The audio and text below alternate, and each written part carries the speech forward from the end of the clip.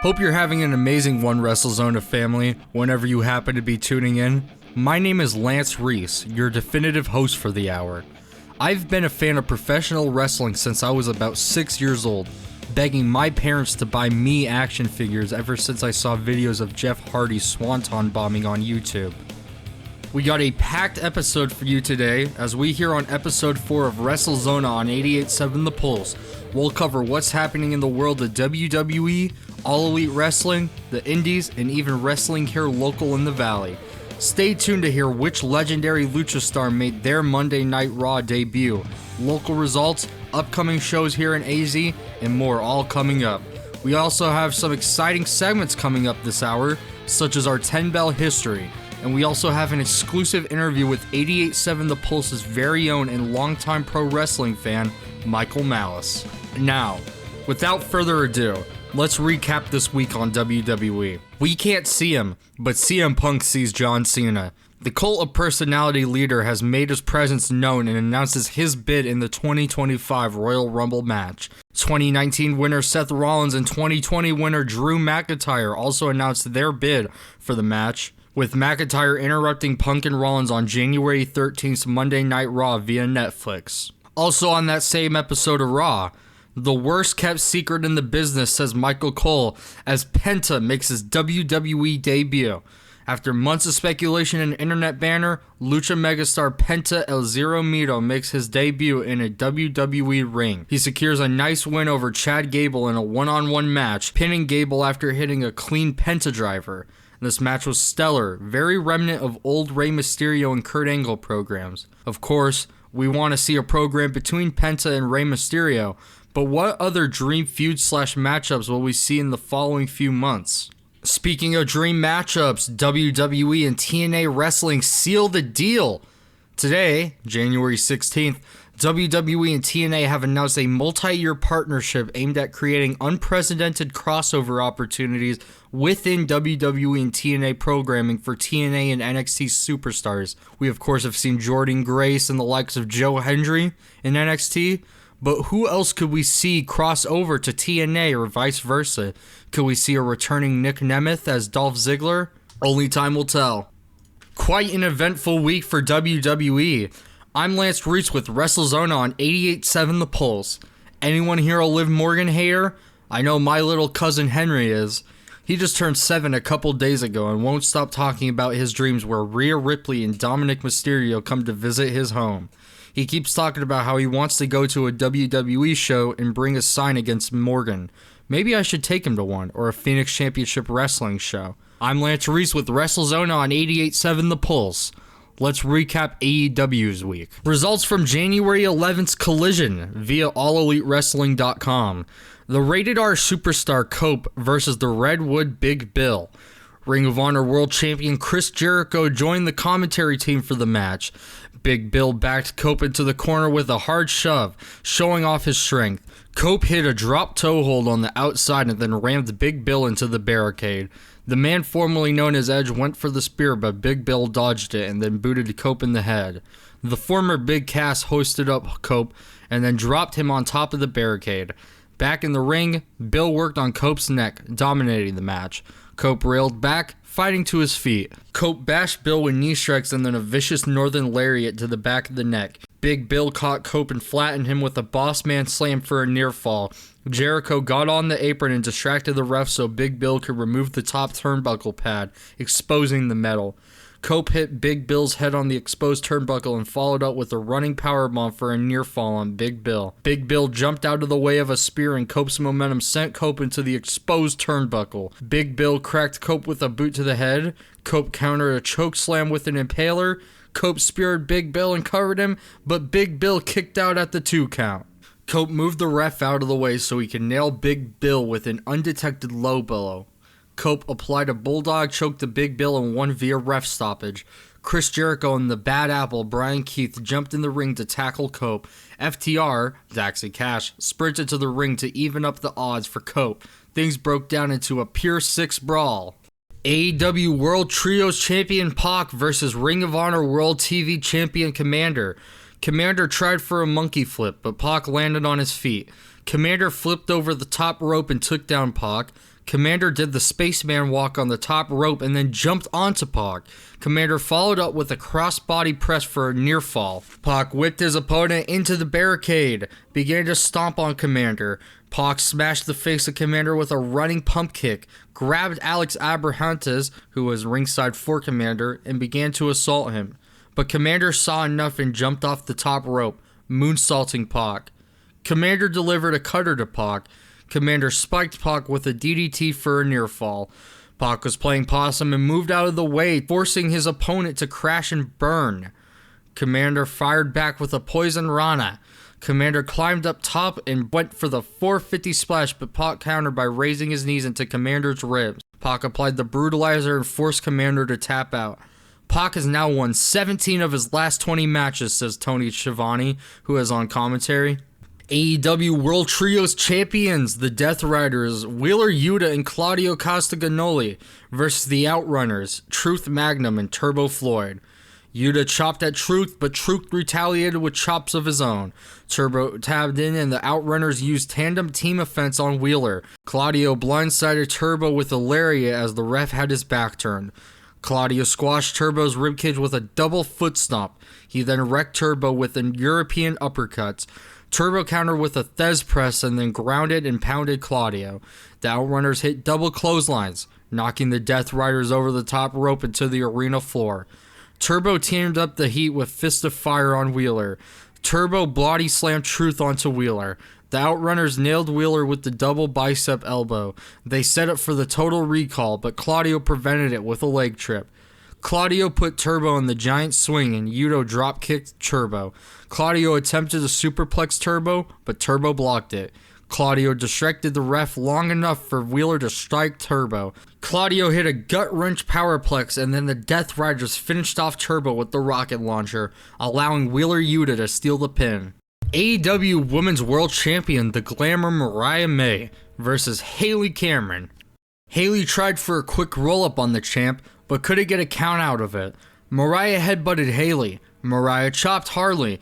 The challenger retaliated with a running lariat and then followed up with a Russian leg sweep. Mariah May brought down Harley with a pair of head scissors. Harley escaped an attempted ripcord from Mariah. The fans chanted for Harley, rallying on her. Harley hammered Mariah with vicious forearm shards. Harley splashed Mariah in the corner. Harley dropped the champion with a pump handle pickup slam for a near fall. Mariah cracked Harley with a knee to the noggin. Mariah then spiked Harley with the Storm Zero and then pinned her. Moving on to the TNT Championship match for the vacant title. Daniel Garcia versus the wrestler Katsuyori Shibata. Shibata and Garcia traded chops. Garcia had enough of it and applied a headlock. Shibata walloped Garcia with another chop, knocking Garcia off his feet. He then walked through Danny's chops. Shibata got a head of steam and drop-kicked Daniel Garcia in the corner. Shibata wiped out Garcia with a double underhook butterfly suplex. Goes for a 2 count. Garcia finally sent Shibata down with a lariat. Garcia rocked him with a swinging neckbreaker. Shibata cradled Danny for a near fall out of nowhere. Shibata booted Garcia in the face and followed up with a suplex, wiping out Garcia with a leg trip takedown. They exchanged chops again. Shibata grapevined the leg. Garcia countered with a dragon screw leg whip. Garcia locked on the dragon tamer in the center of the ring, but Shibata escaped and applied a heel hook. Shibata transitioned to a figure 4. Garcia grabbed the bottom rope, forcing the rope break. Garcia ducked a PK. Shibata waffled Garcia with a chop. Garcia grabbed the jackknife pin out of nowhere and pinned Shibata to become the TNT champion. To wrap up that night, FTR's Dax Harwood took on the Ring of Honor World Champion Chris Jericho. Because of what happened during the night earlier in the opening match, Tony Khan barred everyone from ringside. Dax and Jericho hooked up in a collar and elbow tie-up and shoved one another right out the ring.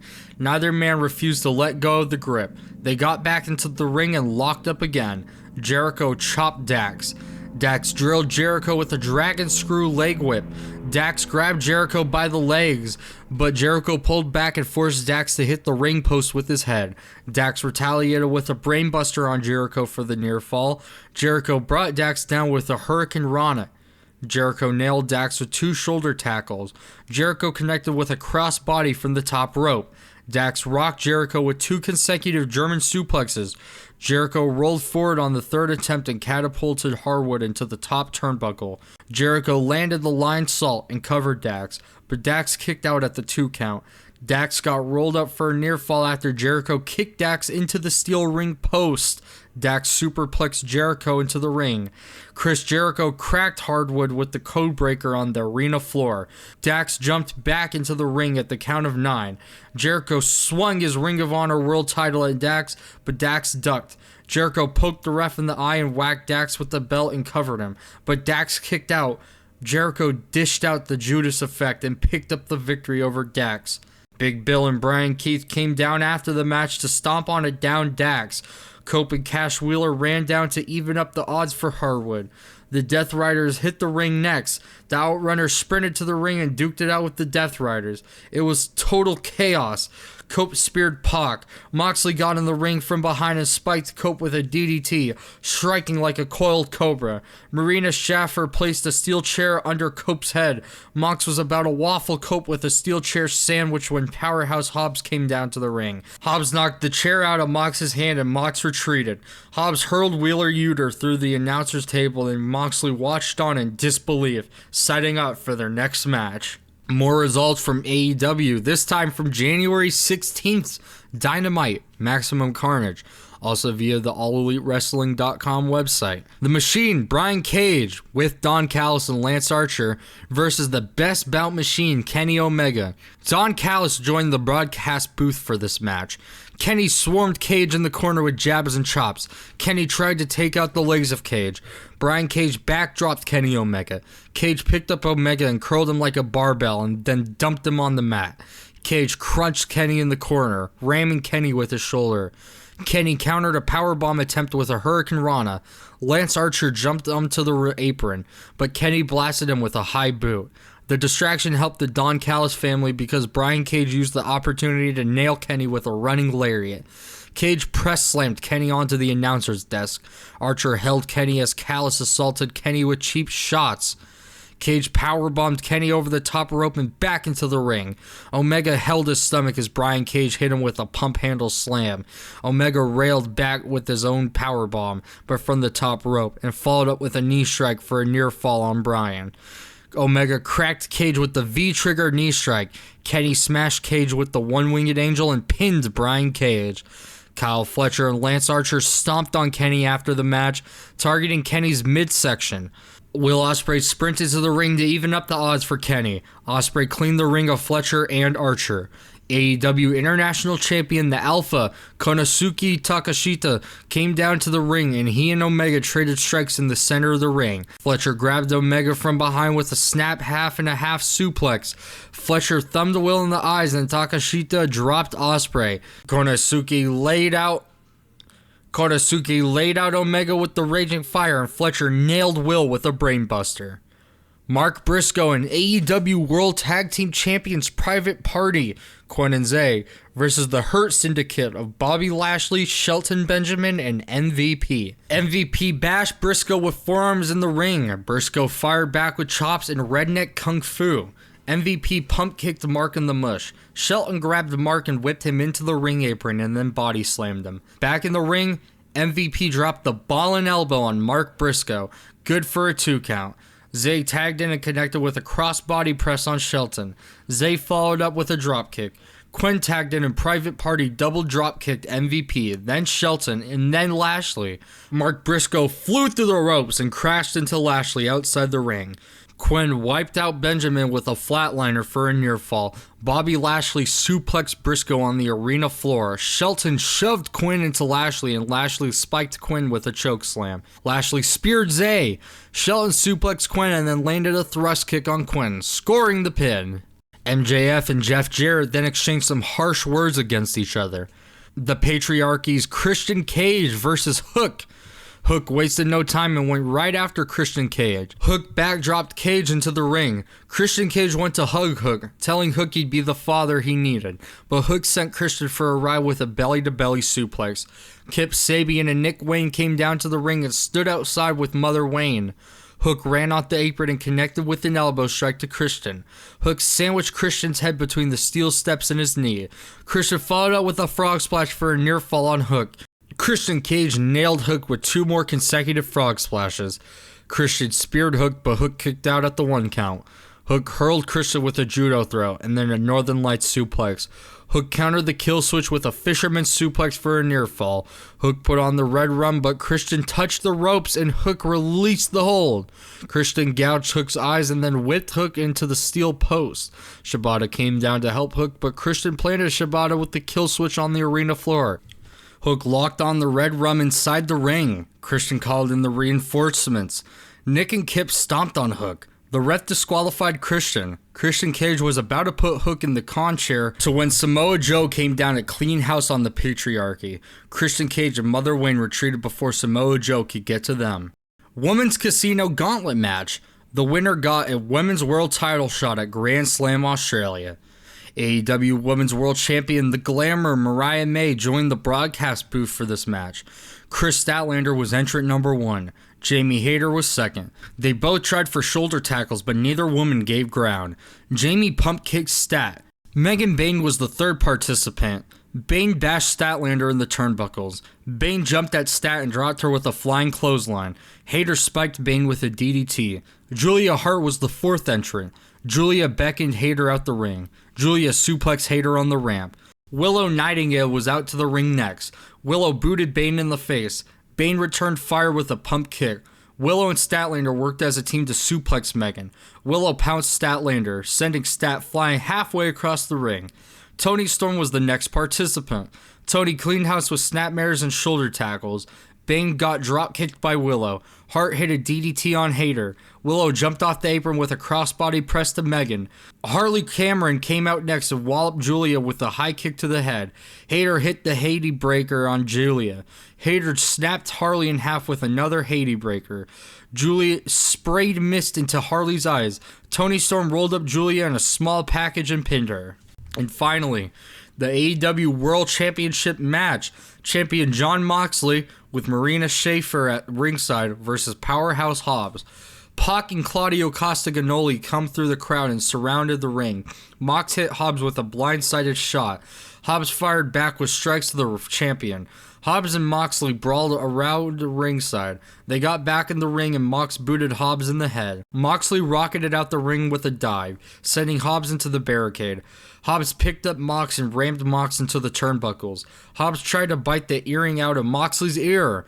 Moxley's ear was gushing blood after Hobbs bit the earring out of it. Marina kicked Hobbs in the side of the head as the ref was distracted. Hobbs countered the Death Rider with his strength and then shoulder blocked Moxley. Hobbs bulldozed Mox with 3 consecutive lariats. Hobbs planted Mox with the world's most dangerous slam for a near fall. Hobbs power slammed John off the turnbuckles, but Mox countered on the mat with an armbar. Hobbs grabbed the ropes to force the ref to break the submission hold. Yuta walloped Hobbs with a running knee strike on the ramp while the ref was dealing with Moxley. Hobbs came back with a spinebuster out of nowhere to Mox. Shafir bashed the briefcase onto Hobbs' head. Moxley nailed Hobbs with the paradigm shift, but Hobbs kicked out at the 2 count. Moxley locked in the Bulldog choke and won via ref stoppage. After the match, the Death Rider swarmed Powerhouse Hobbs. Moxley whacked Hobbs with a steel chair across Hobbs' knee. Rated FTR sprinted to the ring to come to the aid of Powerhouse Hobbs. The Death Riders quickly scattered. That's a wrap on our All Elite update. I'm Lance Reese. Now let's tune into the local scene real quick. Some quick results from last week's Phoenix Championship Wrestling Live on Broadway event that I and special guest of today's interview, Michael Mallace, both attended. Young Money defeated Makeshift Chemistry. Lord Draco defeated El Valiente. Joey Hendricks defeated Enrique Calderon to retain the Slam U Championship. Kevin Koa defeated Joe Graves in a chairs match. Zamai defeated Maya World to retain the Ultra Woman Championship. Megatest Warriors defeated GFY to retain the PCW Arizona Tag Team Championships. Jimmy House defeated Devin Reno and proposed to his now fiancée Claire Bays. Congratulations to them. Grizz Brody defeats Remy Marcel and AEW's own Toa Leona in a triple threat match. John Wolfgang defeats Gabriel Gallo to retain the PCW Arizona Heavyweight Championship. Now some results from IZW's free Fight Night show from last week. In the pre-show, Pete the Heat pinned Baker Jeffcoat. After that, Joe Graves defeated Bryce Saturn via referee stoppage. Can't Stop Jamal pinned Aguila. Mike G pinned Troy Gonzalez.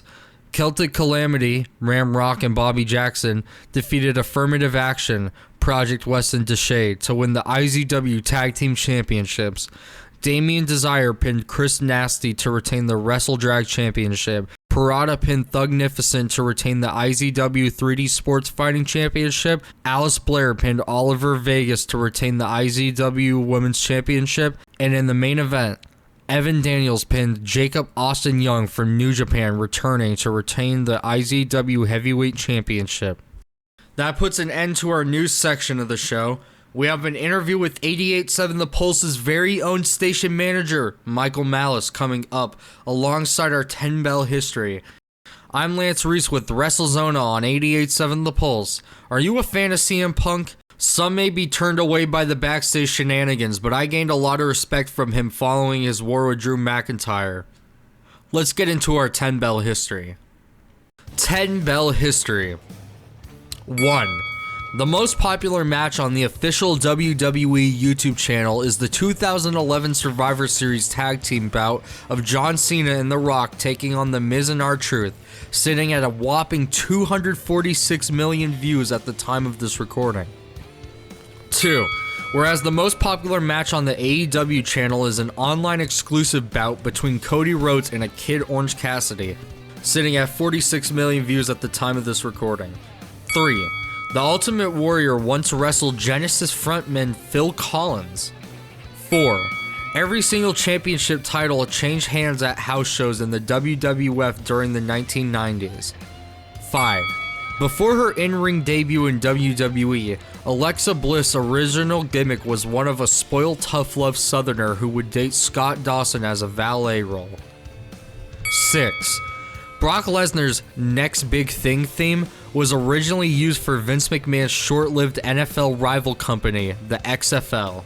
7. Speaking of Lesnar, a signed Suplex City shirt worn by Brock on an episode of Raw in 2015 sold on a WWE auction for $18,130. 8. Mick Foley, aka Dude Love, Cactus Jack, and Mankind was on the same high school wrestling team as actor Kevin James. 9. Chris Nowinski was the first Harvard graduate to wrestle for WWE. David Ortunga was the second. 10.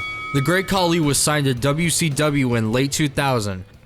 That wraps up our 10 Bell history. How is everyone's weekend so far? Any good wrestling shows you've been to? Any upcoming? Let me know on Instagram. I'm Lance Reese. At Wrestlezona is where you can find me on Instagram. We have our interview with Michael Mallace coming up. I'm Lance Reese with Wrestlezona on 88.7 The Pulse. Let's get into our exclusive interview with the station's very own Michael Mallace. Alright, so I want to start by saying, Michael, that you were gifted with the perfect professional wrestling name by birth, Michael Mallace. You could have easily been a top star in your prime or a manager for a giant, I feel like. Lance, it's never too late. Maybe you could be my manager. Maybe or my agent. Yeah, I could be your agent when I eventually get in the game. Okay, I'm going to keep that in mind. Thank you. All right. So, would you say you're a pro wrestling fan? I am. You are. That's good. How'd you get into pro wrestling? That's a great question. So, I grew up in Chicago, and I was a young kid in the 60s and 70s. And back in the day, when I was growing up, wrestling was more regionalized. Mm-hmm. You know, the WWE or the WWF was out there, but it wasn't that big back then.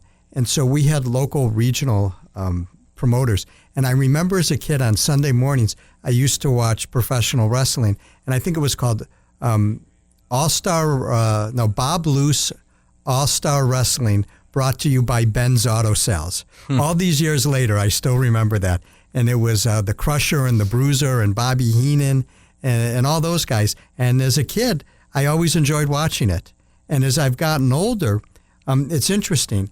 I'm certainly a fan of wrestling, but I'm more of a fan of the history of wrestling. I'm not necessarily glued to the television set to watch Raw or any of those shows, although I do watch them sometimes. But what I really enjoy watching are the wrestling reality shows and the wrestling history shows that are on. Yeah, the territories was definitely a big thing back in those days. I mean, you said, if I'm correct, WWF existed in the New York territory. I think so. That's where it started back east, and then it worked its way across the country. Because Vince Sr. had deals with Madison Square Garden to have shows there, but once his son took over, Vince Jr. just kind of absorbed all the territories and made WWE this big superpower, basically, right, in wrestling. And as I recall, in Chicago, they used to hold the wrestling matches at I think it was called the Chicago Amphitheater. And the Chicago Amphitheater was right next to the stockyards in Chicago. And, back in the day, Chicago was a hub of cattle and butcher shops, and they had the stockyards there where the trains came and they brought all the cattle. And I'm pretty sure that the amphitheater was right next to that. The amphitheater is interesting. So people were just setting up blankets to go watch wrestling on a hill or something? No, it was a venue, an auditorium, but I believe they called it the Chicago Amphitheater. That is very interesting. So what would you say is different about pro wrestling back then, watching it on TV as compared to now? What would you say where those differences lie? The theatrics. When I was younger and I used to watch it, you certainly had a lot of colorful characters, but the theatrics that you see today and the elaborate costumes and sets and the backstories, they're much more elaborate today than they were back then. Then it was just guys wrestling. Yeah. And not that many women were wrestling then. There were a few, but not many. Yeah. So what to you is like the grand spectacle of wrestling? Well, as I've gotten older, I have a different perspective. I liken it to the circus. And when I watch wrestling, and certainly when I go to the local wrestling matches, the PCW matches here in Phoenix, it's escapism. You're just escaping and having fun. And as you know, and the audience doesn't know, but I enjoy going to wrestling with my nephew and his son, my great-nephew. And part of the fun for me is the people watching at wrestling, but equally as much fun as watching the wrestling and the people is just watching my 7-year-old nephew or great-nephew get so excited about it, standing up on the chair, yelling and screaming and running up to the side of the ring and high-fiving all the wrestlers. So that's what I enjoy about it today. Yeah, there's definitely a lot to enjoy about wrestling from a local standby, other than just, going to watch Monday Night Raw or going to pay the big bucks to go see shows out in Glendale or whatever put on by WWE. But there's actually what seems to be a lot of local promotions now here in Arizona and all over the country that are putting on these shows and building community, and it's great to see. It is, and I've gone to 2 shows. I think I went to the show in December, and then I just went to the one the other day, and just for context, in January, mid-January, and I see a lot of the same people there, and everybody's having a lot of fun. And as funny as this sounds, it's very family-oriented. Yeah. Which, you think about professional wrestling and you wouldn't think that, but you see people from all ages, from infants to seniors, and they're all having a lot of fun. The performers are very accessible to the audience. Obviously they're in the ring, they're doing their wrestling, but before the match and at the end of the event, they're lined up in the back, meeting and greeting all of the fans, and they just make it very welcoming, and it's very affordable. Yeah. To go to these wrestling matches. from the ticket to the merch to even the food. So, you think if you're going to take a family to like Disneyland, you have to take a second mortgage out on your house to take your whole family to Disneyland. But you could go to a local wrestling match, and for less than $100 for a family of four, you can have a great time. Yeah, and it's a continual thing because they keep on putting shows. So as the season progresses, you keep going to these shows and get to knowing these characters and seeing these stories build up. And I think it's great how you said family oriented because when I was talking to Dom here on Wrestlezona, we talked about how he wanted the blueprint for Phoenix Championship Wrestling to be like a family thing that people could go to and enjoy. Well, he's done a fabulous job, and thanks to you in making the introduction to Dom when he was at the radio station, a month or so ago, I've become a huge disciple and a huge fan of what they're doing. I look forward to going every month or so whenever they have a match. Yeah, you and I both attended that that show last week at the Jefferson Rec Center in Mesa. Explain to me the joy you feel as an older wrestling fan seeing these young, hungry, homegrown talents put on a show. Well, first of all, I marvel at their athleticism. It's just incredible. And I look at it and I see them jumping off the ropes and just having fun. And, the characters, the storylines, it's just great. As I said, it's escapism for me. I go to the match and for 3 hours I just escape. I wrap my head into it and I just have fun and I laugh. I look at my nephew and I look at how much fun he's having. It's just a terrific night of entertainment for me. The thing that I like about going to the local matches is I know that I'm watching some performers that someday are going to make it on the big stage, and we're going to be watching them, on Raw or something like that. So that's exciting to me, is to think that here in Phoenix, Arizona, we're developing some of the future Crushers and Bruisers and Mizes and the Bella Twins, who originated from Arizona as well. Do you have a favorite local star? Well, my nephew will tell you that I have a huge crush on Zamaya. So I do like Zamaya, but I like them all. I once again, I appreciate the athleticism of everybody, and I love the storylines. Do you have an all-time favorite wrestler? Any decade? That's a really good question. I guess I go back to my youth. And, when I was a kid, I used to, like on Bob Loose Wrestling, the Crusher and the Bruiser. Those were my guys. Those are the guys that my buddies and I would always talk about and pretend to wrestle as when we were kids. Today, a lot of kids are into all the action heroes and action figures. Well, we didn't really have those when I was a kid. So that was sort of wrestling. And so I think that's how we got into it. And to me, wrestling growing up was like my version of a soap opera. It's just a continual story, and the storylines, continued and then changed and ended, and then they started a new storyline. So they always did a really good job, I thought, of engaging the audience and engaging younger people. And I circle back to what we talked about at the beginning.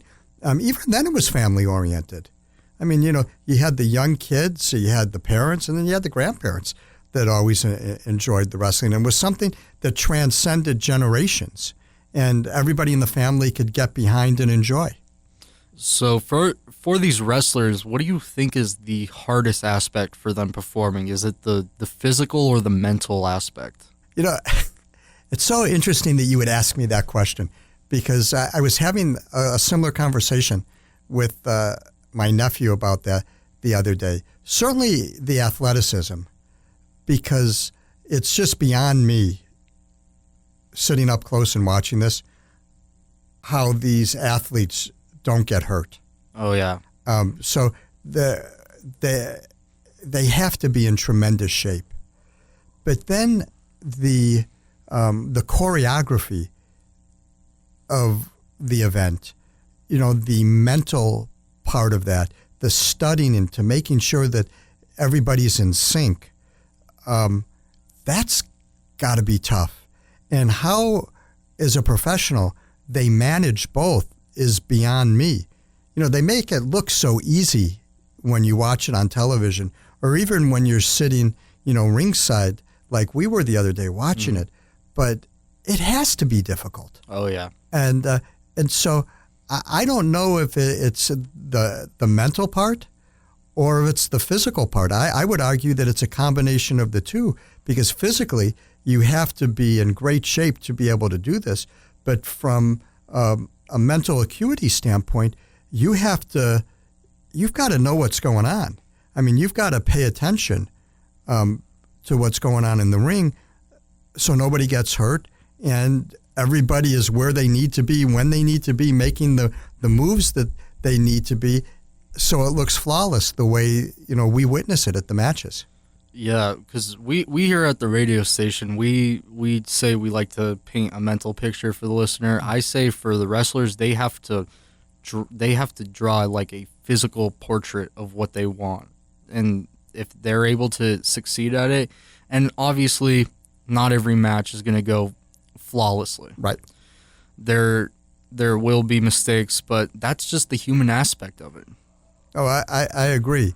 The amount of training that is involved, you have to be a student of the game to perform at the levels that these people are performing at. It's tremendous. We kind of grazed over this, but how do you think pro wrestling affects the community as a whole? Well, I think to the people that are into it, it affects them tremendously. I'm a perfect example. I've always been a spectator from the outside, but it's, in recent months that I've become more engaged because of you and Dom and PCW. And you almost become like a disciple or a maven of the sport, and you're talking about it with everybody in the community, because that's all I've been doing ever since I started going to the matches. I've been telling all my friends that we've been going and that we've had the greatest time and they should come with us, and a lot of them are starting to come with us. So I think within the community, your tentacles can go out and you can impact more people and get more people excited about it. But you have to be there to experience, and then once you're there and you experience it, then you're hooked. So it has a tremendous effect within the wrestling community. Outside the wrestling community, I think it's a really well-kept secret that not a lot of people know about. You know about what's going on television and the WWE and stuff like that. But on the local front, it's a real well-kept secret. Who would be your best friend if you were in the wrestling business? Who would be my best friend? Lance Reese. That's a good choice. Good pick. No, I'm being serious. Everything about you that I know is, what I like about people. You're focused, you're passionate, you're a hard worker, you're reaching for the prize. Those are the people that I gravitate to. And I also gravitate to people that are very interesting, that have interesting stories, have a great work ethic. And I'm not kidding. Somebody like you would be somebody that I would gravitate to. Never met a lot of people in the wrestling industry, but, when I met Dom Vitale the other day, he's a guy that I respect. I mean, he's focused. He works hard. He wants to do something good for the community. And the thing that I really like about him is that he wants to pay it forward. And I know that he has a school and a training center where he develops new wrestlers, and I have a lot of respect for that. Yeah, him and John Wolfgang, who kind of worked together to make Phoenix Championship Wrestling a reality.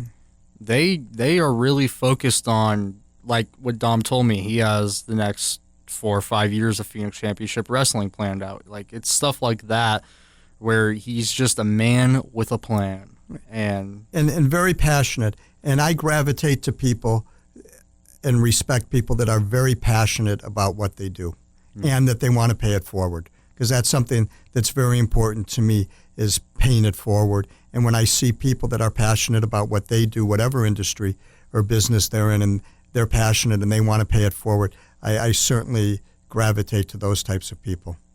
You know, you and I have been talking, but I don't know if the audience knows that you and I work together every day at the radio station. Yes. And, you know, one of the things that we talk about in radio is engaging our listeners and keeping the momentum going forward on the radio station so people listen longer. But as you and I have been sitting here talking about this, that's exactly what they're doing in professional wrestling. Yeah. It's the same basic principle. It's entertainment.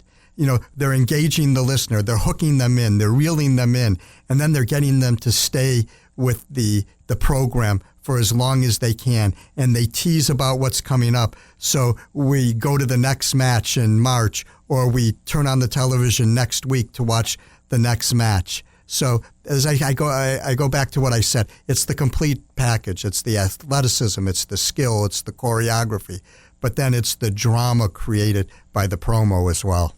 Besides what you just mentioned, do you think there's any other similarities between radio and wrestling? I never really thought about it. Well, I mean, yeah, you know what? There is. I mean, there's a lot of parallels. You talk about community. You know, we create a community with the radio station. We have followers. We have people that are very passionate about the radio station and passionate about the personalities that we have on the radio station. We, what other things? I'm sure there's a lot more that are escaping my mind. If I think of them, maybe the on-air personalities. So I mean, the on-air personalities are the wrestlers. Yeah. You know, our on-air personalities are the wrestlers, and just the whole, as I said, the whole concept of making it engaging, the forward momentum of the show and the radio station, and getting people to listen from 1 hour to the next, one day to the next. Same principles as in professional wrestling. What was your favorite moment from the show we attended last week? My favorite moment from the show wasn't during the show. My favorite moment in the show was the accessibility of the wrestlers to the audience and the engagement, and, you know, being able to walk up to the different wrestlers with my nephews and having them in character take pictures with them and shake their hand. That was my favorite part. And looking at, as I said, looking at my 7-year-old nephew William and seeing him standing on his chair screaming and yelling and being so excited. Those were my favorite moments. Oh, yeah. He's got a lot of great wrestling years ahead of him. Oh, yeah. I think I had mentioned to you, he had asked us, or he asked his father if he can write a sign and bring it with to the next match in March. As we wrap up the 4th episode of Wrestlezona here on 88.7 The Pulse, I'm Lance Reese, joined with 88.7 The Pulse's very own Michael Mallace. And Michael, I have one final question for you. If you could go back to see any two wrestlers go one-on-one in their prime, who would they be and why? One of them would probably be Andre the Giant, and the other one would have been Roddy Piper. Ooh. I just always thought, Roddy Piper was, a great heel. He was. And I just always enjoyed him and enjoyed watching him. And Andre the Giant, I mean, to me is, the quintessential stereotypical wrestler. Yeah. And so those probably would be the two. And then they go from one extreme to the other. Yeah, and Andre, I like that you said that is basically a quintessential wrestler. He would be definitely on my Mount Rushmore because he was like the first spectacle of wrestling, if that makes sense. His size, his athleticism, his capabilities outside of the ring and inside the ring is just incredible, and everyone loved him. Whether he's playing a heel or babyface, he was just the quintessential wrestler, especially back then. And the one thing about Andre the Giant, in our discussions, we talked about how I like the history of wrestling, and every documentary and every story that I've seen or read about him said that outside the ring, he was just like the nicest guy in the world.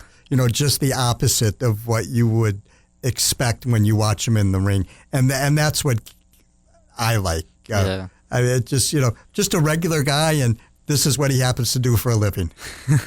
And Rowdy Piper is also a good choice. I used to have those. My dad had those old '80s dolls with the charge up Roddy Piper arm that moved like this. Yeah. And my uncle used to call me Hot Rod based off that. Very good. Yeah, well, thank you, Michael, for coming on Wrestlezona. I appreciate the kind words from earlier, and just thank you for being you. Thank you. Well, that wraps up episode 4 of Wrestlezona on 88.7 The Pulse. Got a favorite wrestling theme you want to hear on the next episode? Leave me a DM on Instagram at Wrestlezona. Make sure to tag into episode 5 of Wrestlezona here on 88.7 The Pulse next Sunday morning at 8. I'm Lance Reese, and until next time,